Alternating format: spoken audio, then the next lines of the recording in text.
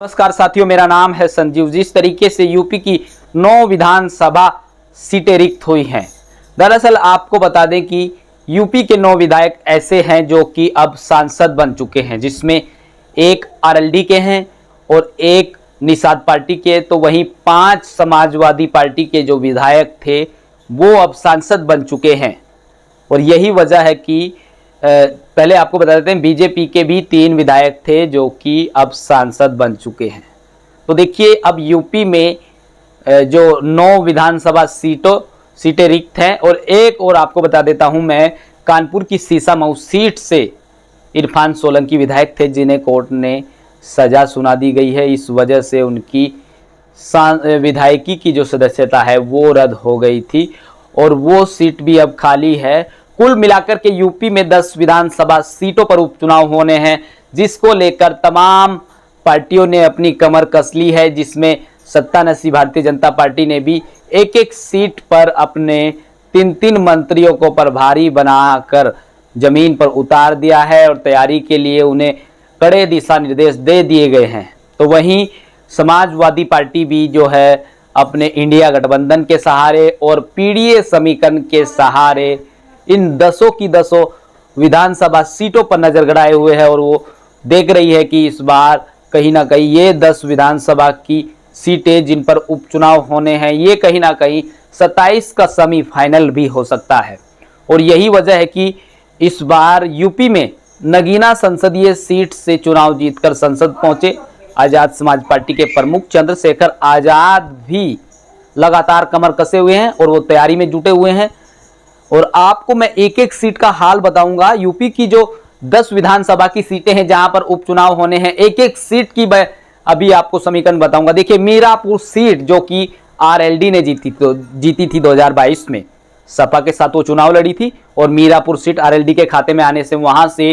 चंदन चौहान विधायक बने थे, जो कि अब बिजनौर लोकसभा सीट से सांसद बन गए हैं। हालांकि लोकदल ने उन्हें जो है सांसदी का टिकट दिया और वो बिजनौर लोकसभा सीट से चुनाव जीत करके संसद पहुंच गए। तो एक सीट है गाजियाबाद की सीट, जो कि जहां से जो प्रत्याशी थे बीजेपी के विधायक थे वो अब गाजियाबाद लोकसभा सीट से सांसद बन गए हैं। ऐसे ही एक मझुआ सीट है जहां से निषाद पार्टी के विधायक थे, वो भी अब कहीं ना कहीं भदोही के सांसद बन चुके हैं। इसी तरीके से तमाम समाजवादी पार्टी की 5 सीटें, जैसे कि मैंने आपको पहले बताया, और बीजेपी की 3, आरएलडी की 1 और निषाद पार्टी की 1, ये वो सीटें हैं जो कि अब जहां से जिस तमाम इन पार्टियों के विधायक थे अब वो सांसद बन चुके हैं। ऐसे में इन 10 सीटों पर जो है चंद्रशेखर आजाद बड़ी तैयारी कर रहे हैं और यही वजह है कि संसद में भी उन्होंने एक बड़ा मुद्दा उठाया है, जिसमें उन्होंने गुर्जर रेजिमेंट को लागू करने की मांग की है। और बताया ये जा रहा है, ये तर्क दिए जा रहे हैं इस बयान के पीछे, इस बड़ी मांग के पीछे चंद्रशेखर की कि जिस तरीके से पश्चिमी उत्तर प्रदेश में गुर्जरों की एक लंबी बेल्ट है, नोएडा से लेकर के सहारनपुर तक, जिस तरीके से गुर्जरों का अच्छा खासा प्रभाव है पश्चिमी उत्तर प्रदेश की तमाम वो जो सीटें हैं, कहा जाता है कि 35 से 36 सीटों पर गुर्जर मतदाता निर्णायक भूमिका में है, जो कि किसी को भी वहां से चुनाव जितवाने में अपनी एक अहम भूमिका रखते हैं। जिसको देखते हुए चंद्रशेखर आजाद ने ये बड़ी मांग उठाई थी कि गुर्जर रेजिमेंट को बहाल किया जाए। इससे पहले उन्होंने चमार रेजिमेंट की भी बात कही थी। हालांकि अब चंद्रशेखर आजाद जो है इन उपचुनावों को लेकर जो है 27 की बिसात बिछा रहे हैं और कहीं ना कहीं इन सीटों पर वो जो है अपने प्रत्याशी उतार कर बड़ी दमदारी से चुनाव लड़ सकते हैं और नतीजा कहीं ना कहीं ऐसा भी हो सकता है कि आखिरकार इन 10 में से चंद्रशेखर आजाद कुछ सीटों पर जीत भी हासिल कर ले। हालांकि अभी उन्होंने एक चैनल पर अपने इंटरव्यू में कहा है कि बहुत जल्द आजाद समाज पार्टी राष्ट्रीय पार्टी बनने वाली है। ये उन्होंने बड़ा ऐलान किया है और एक बड़ी भविष्यवाणी कहे या फिर बड़ा एक संकेत दिया है कि आजाद समाज पार्टी बहुत जल्द ही आजाद समाज पार्टी राष्ट्रीय पार्टी के रूप में दिखेगी, या कहें राष्ट्रीय पार्टी बन सकती है आजाद समाज पार्टी, ये उन्होंने कहा है। ऐसे में देश की राजनीति में बहुजन समाज पार्टी जो है लगातार हाशिए पर जाती दिख रही है